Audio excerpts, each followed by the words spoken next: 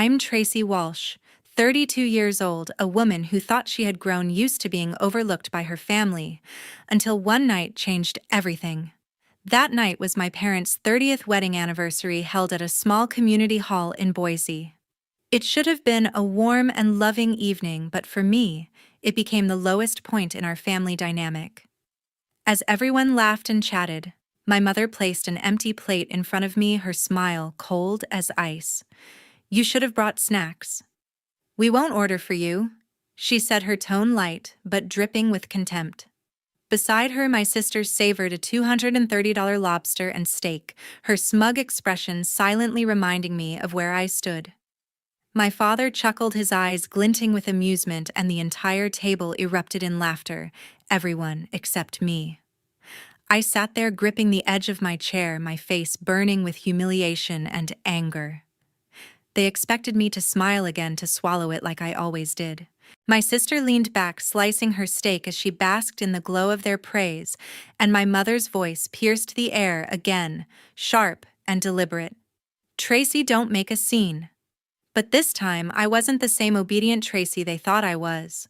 Something inside me snapped after years of being treated as less.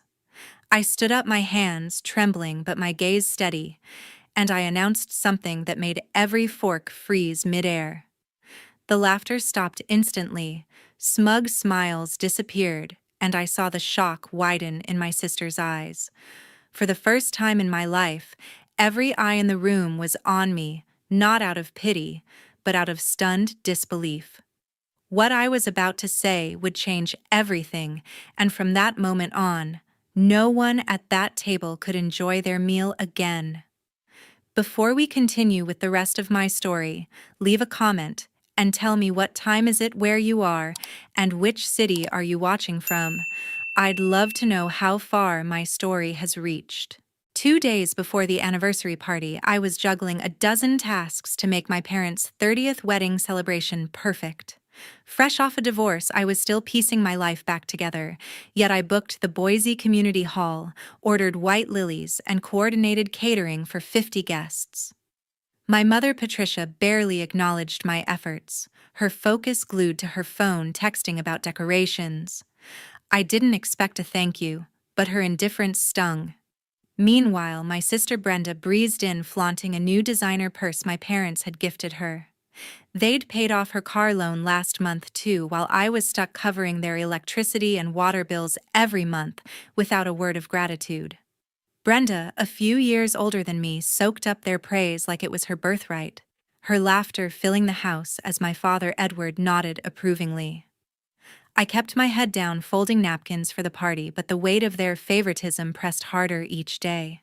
I'd been paying their internet and grocery bills for years, ever since I moved back home to stabilize my finances. Yet they never once offered to chip in, or even recognized my contributions. Instead, Patricia would beam at Brenda's stories of her banking job while Edward clapped her on the back for landing a big client. My role, invisible like always. That evening, as I scrubbed dishes in the kitchen, my phone pinged with an email from Brian Parker, a former colleague from my office job. His message was short but chilling. He'd heard rumors at the old firm that Patricia had been siphoning money from a family investment fund years ago. He didn't have proof, just whispers from a retired accountant who'd seen questionable transfers. My stomach churned. Was that why they leaned on me for bills? Were they hiding something bigger? I waited until Patricia was out of earshot and cornered Edward in the living room. "Why am I always the one paying for everything?" I asked, my voice steady but sharp. He shrugged, his eyes fixed on the TV. "You've got a job, don't you? It's just family helping family." His dismissal hit like a slap. I pressed further, asking about the family fund Brian mentioned. Edward's face tightened and he muttered, "Don't stir up trouble." Then he walked away, leaving me standing there, my hands clenched. The email from Brian kept gnawing at me. I reread it, my mind racing. Patricia had always been cagey about money, redirecting questions with a smile or a quick subject change. Brenda's lavish gifts, the paid-off loans, none of it added up. I'd been their financial crutch, yet they treated me like an outsider. The more I thought about it, the more I felt used like a pawn in some game I didn't understand. That night, lying awake in my old bedroom, I couldn't shake the suspicion that Patricia was hiding something dark. Edward's refusal to talk only deepened my unease. I wasn't just covering their bills, I was footing the cost of their lies. As I packed my bag for the party, I resolved to watch them closely. Something was off, and Brian's email was the first crack in their facade. I didn't know what I'd uncover, but I was done being their doormat. The party would be more than a celebration. It would be the start of my fight for answers. The morning of the party, I arrived at the Boise Community Hall before sunrise, checking every detail to ensure my parents' 30th anniversary celebration went off without a hitch. I adjusted tablecloths, arranged centerpieces, and confirmed the caterer's delivery of appetizers and entrees. I'd already paid a third of the venue's cost from my savings, a fact my mother Patricia hadn't mentioned when she called to confirm the guest list. Her voice over the phone was all business, no warmth, as if my hours of work were expected, not appreciated. I shook it off, focusing on the task, but the sting of being overlooked lingered. Back at home, Patricia was fussing over the seating chart while Brenda sauntered in a glittering new necklace dangling from her neck. "Mom and Dad got me this for landing that promotion," she said, her smile smug as she adjusted the chain. I nodded, my jaw tight, knowing I'd never received so much as a thank you for covering their utility bills.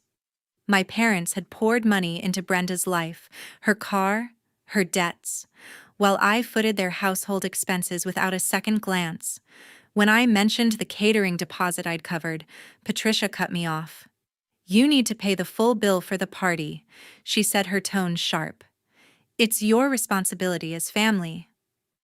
I blinked, stunned, my hands pausing over a stack of napkins.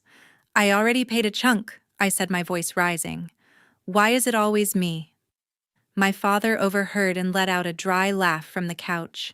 "You're too sensitive," he said, waving a hand like my complaint was a fly to swat away.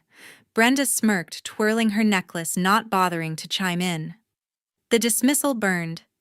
I'd spent weeks planning dipping into my account to make their day special, yet they acted like it was nothing. I retreated to the kitchen, my chest tight, feeling like an outsider in my own family. Brenda's necklace gleamed in my mind, a symbol of their favoritism, while my contributions were brushed aside.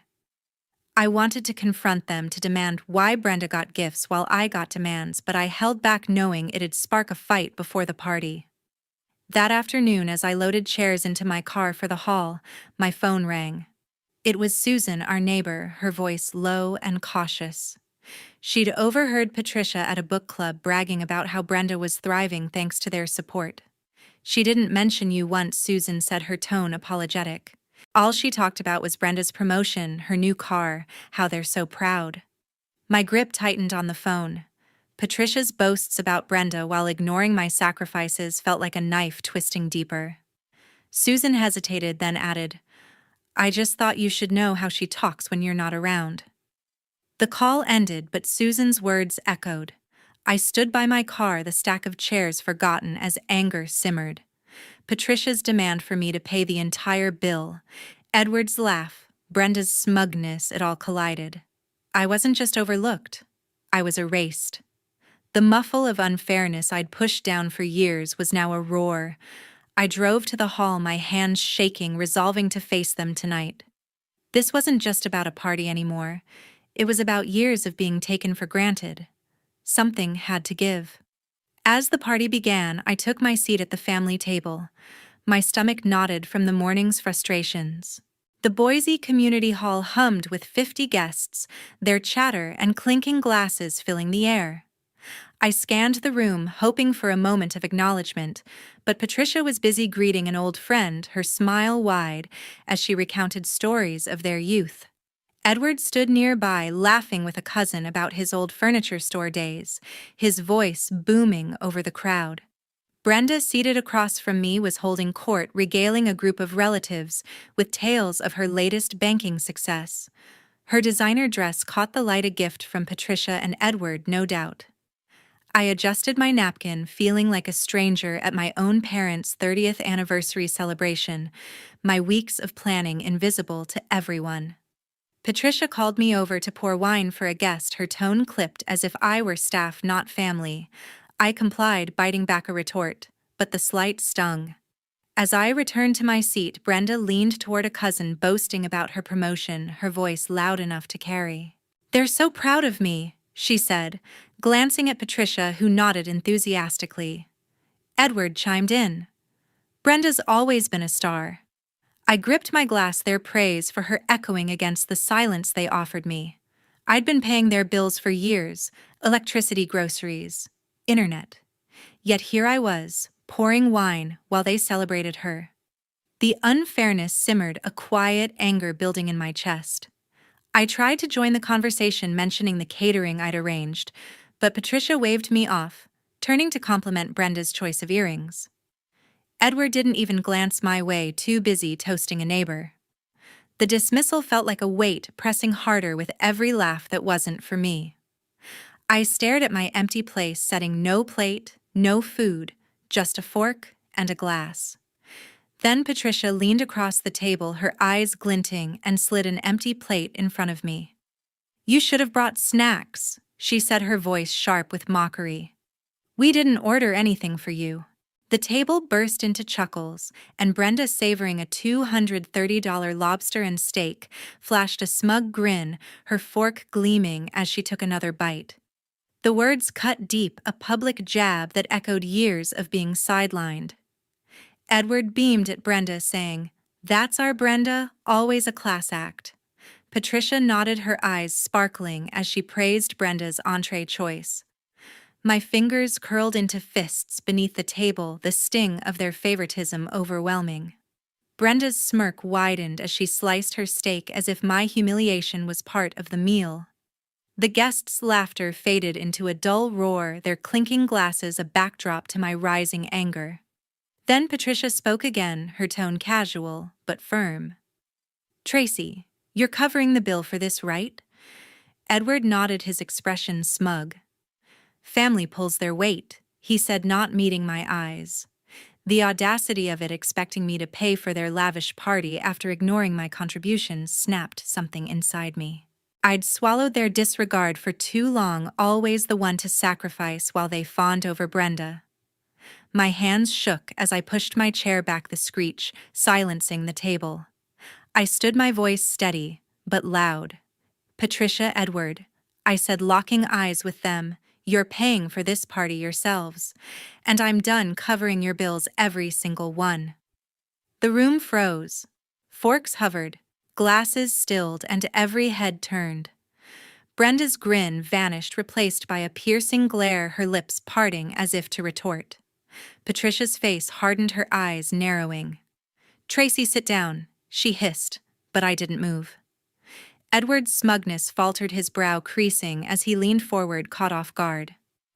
The guests shifted, their whispers fading into a tense hush.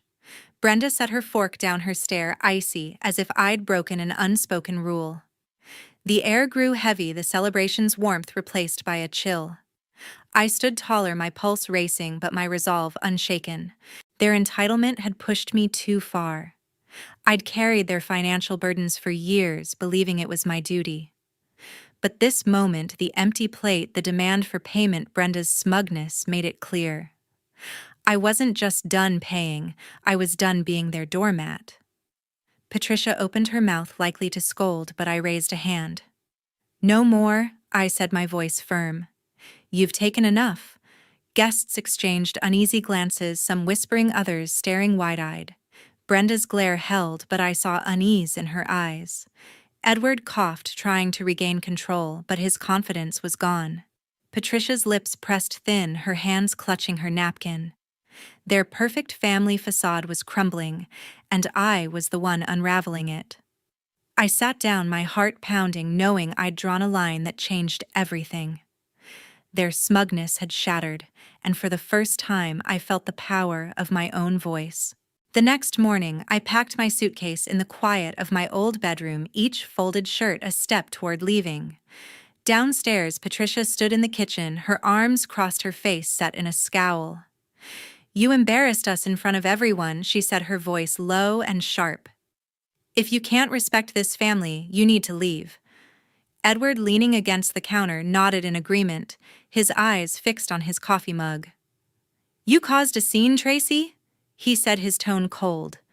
"We don't need that kind of trouble here." I stood in the doorway, my suitcase handle biting into my palm, and faced them. "I've done nothing but support you," I said, my voice steady despite the ache in my chest. "I paid your bills, planned your party, and got nothing but mockery in return." Patricia's scowl deepened and she snapped, "You're exaggerating. We've always been there for you." Edward didn't look up, just stirred his coffee as if my words were irrelevant. Their dismissal stung, but I'd expected it. Years of being overlooked had hardened me to their indifference. Brenda appeared from the living room, her expression hard. "You're so selfish, Tracy," she said, her voice dripping with disdain. "You don't appreciate everything Mom and Dad have done for you?" I stared at her, stunned by the accusation. "Appreciate what?" I shot back. "Paying your car loan while I cover their groceries. Getting a plate shoved in my face while you're praised." Brenda's eyes narrowed, but she didn't respond, just folded her arms and stood beside Patricia as if choosing sides. The room felt smaller, the air thick with their united front against me. I turned away, my throat tight, and stepped outside to clear my head. Sitting on the porch, I dialed Ellen, my best friend, my hands trembling as I recounted the party, the empty plate, and the morning's ultimatum. Ellen listened quietly, her voice warm when she finally spoke. "Tracy, you don't deserve this," she said. "They've taken you for granted for too long." Her words were a lifeline, pulling me from the edge of doubt. She paused, then added, "You should go to Ruth's place. She's had her own issues with Patricia, she'll understand." Ruth, my aunt, had distanced herself from Patricia years ago after a falling out over family money. The idea sparked a flicker of hope. I thanked Ellen, her support grounding me, and hung up. Back inside, I faced Patricia and Edward one last time. "I'm leaving," I said, my voice firm. "You can handle your own expenses from now on." Patricia's eyes widened, but she didn't speak. Edward muttered, "You'll regret this," but his words lacked conviction.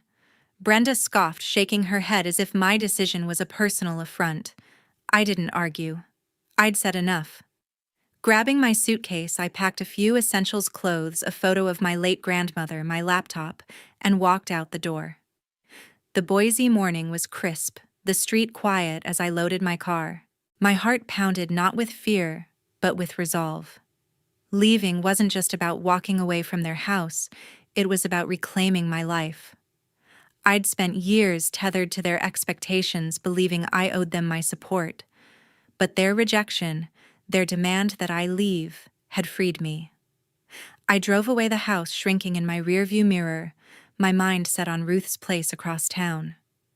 I didn't know what came next, but for the first time I felt unburdened, ready to build a life where I wasn't invisible. By evening, I knocked on Ruth's door, my suitcase heavy in my hand. She welcomed me into her cozy Boise apartment, her warm smile a stark contrast to the coldness I'd left behind. Sitting at her kitchen table, I poured out the story of the anniversary party, the empty plate, Patricia's mockery, the demand to pay for everything, and my decision to cut them off. Ruth listened intently, her eyes soft with understanding, nodding, as I described years of being overshadowed by Brenda. "You've carried too much for too long," she said, her voice steady. "It's time you put yourself first." Her words lifted a weight from my shoulders, the relief of being heard washing over me. Ruth stood retrieving a box of old family documents from a closet. "I've kept these since my falling out with Patricia," she said, sifting through faded papers. She pulled out a folder labeled Family Trust and spread its contents across the table. As we examined the pages, my breath caught. There, among the financial records, was a transfer document dated years ago bearing my grandmother's signature, or what looked like it. Ruth's face tightened. "This isn't her handwriting," she said, pointing to the uneven loops. "Patricia forged it to pull money from the trust." My heart raced. The Kui Jiao 2 meant for the whole family had been drained, and Patricia's name was tied to every withdrawal. Before I could process the discovery, my phone pinged with an email from Ellen. She'd dug into Patricia's old company records after our call, pulling strings with a former colleague. Attached were scanned ledgers from Patricia's time as a financial officer, showing unauthorized transfers to an account linked to her name. "It's enough to prove she misappropriated funds," Ellen wrote. I stared at the screen, the evidence aligning with Ruth's findings. Patricia hadn't just favored Brenda, she'd betrayed the entire family. The betrayal stung, but it also sharpened my resolve. I wasn't just walking away, I was uncovering the truth. Ruth didn't hesitate. "We need to take this to a lawyer," she said, already dialing Tom Reynolds, a lawyer she'd known for years. Tom listened as Ruth explained the forged signature and Ellen's documents, his voice calm but serious over the speakerphone. "This is grounds for a lawsuit," he said. "We can file for fraud and demand an audit of the trust." He outlined the steps, gathering more evidence, drafting a complaint, and serving Patricia with papers. Ruth nodded, her determination infectious. "We'll hold her accountable," she said, looking at me. I agreed, my voice firm, knowing this was bigger than my personal grievances. As Ruth and Tom planned, my phone buzzed again. A text from Stephen, Brenda's husband, popped up. "Tracy, please don't escalate this. You're tearing the family apart." His words carried a hint of desperation, but they only fueled my anger. Stephen hadn't been at the party, hadn't seen the empty plate or heard Patricia's demands. "I'm done protecting them," I texted back, my fingers steady. They made their choices. I hit send, feeling a surge of conviction. Patricia's actions weren't just unfair, they were illegal, and I wouldn't back down. Ruth squeezed my hand, her eyes fierce. "You're doing the right thing," she said. The documents on the table, Ellen's email and Tom's plan, formed a path forward. The forged signature was the final piece, proof that Patricia's betrayal ran deeper than I'd imagined. I wasn't just reclaiming my life, I was fighting for justice. As night settled over Boise, I felt a quiet strength, ready to face whatever came next. A week later, my phone buzzed with messages as I settled into Ruth's spare room. Patricia's text was the first to catch my eye. "You're destroying this family with your lawsuit. Drop it now." Her words carried the same sharp edge she'd used at the party, but they no longer shook me. I deleted the message, my resolve firm. On social media, Brenda had posted a scathing rant calling me a traitor and selfish for suing our mother. Her followers piled on, their comments stinging but predictable.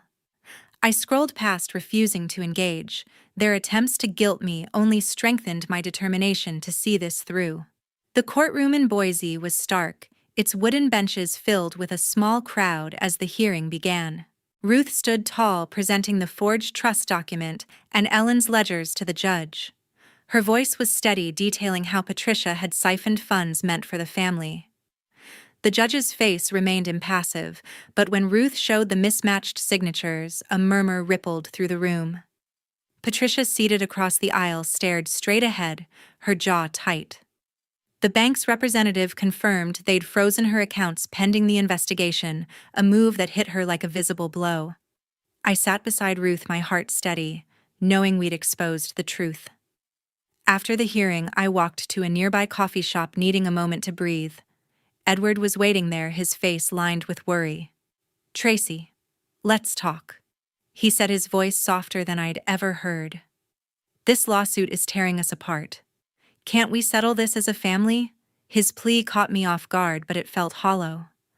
I thought of the years I'd paid their bills, the empty plate at the party, the silence when I needed support. "You had your chance to be fair," I said, my tone even. "I'm done carrying you all." Edward's shoulders slumped, and he looked away, no counter to offer. I left the shop, my steps lighter, unburdened by his request. Back at Ruth's, I found a letter from the bank waiting on the kitchen table. It confirmed the trust funds had been restored to Ruth's name, a victory that felt like a long overdue correction. Ruth hugged me, her eyes bright. "We did it," she said, her voice thick with relief. "The money wasn't just hers, It was a piece of our family's legacy stolen and now reclaimed. I nodded, a quiet pride settling in. Patricia's betrayal had been laid bare, and I'd stood my ground through it all. The courtroom that day wasn't just about money, it was about justice. Patricia's messages, Brenda's posts, Edward's plea they couldn't undo the truth. I'd fought for what was right, and for the first time I felt truly free from their shadow. 6 months later, I unlocked my new apartment in Boise, the key a small symbol of my fresh start.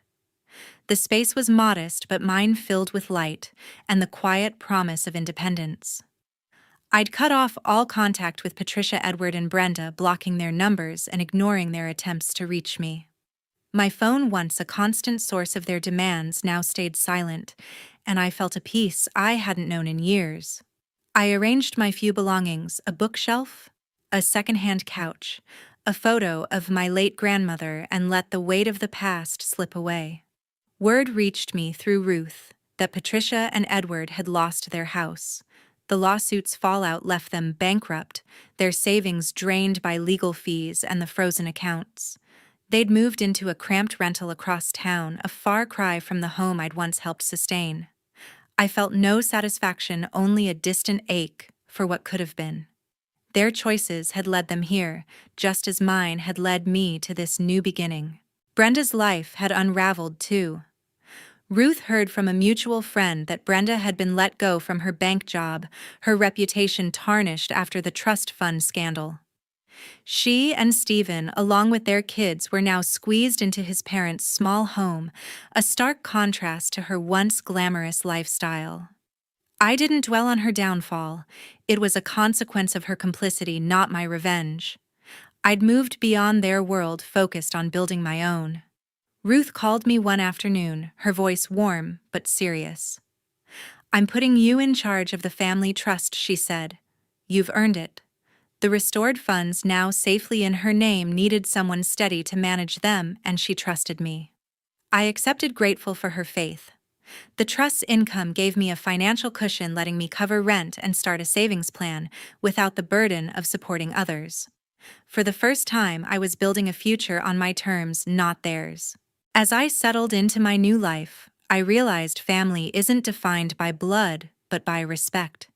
Ruth's support, unlike Patricia's demands or Brenda's disdain, showed me what true connection meant. I'd spent years chasing approval from people who never valued me, but now I saw my worth. Standing up at the party in court and by walking away had set me free. To everyone who's followed this story, thank you for listening. I'd love to hear your thoughts. What would you have done in my place? Share below, and let's talk about finding strength in letting go.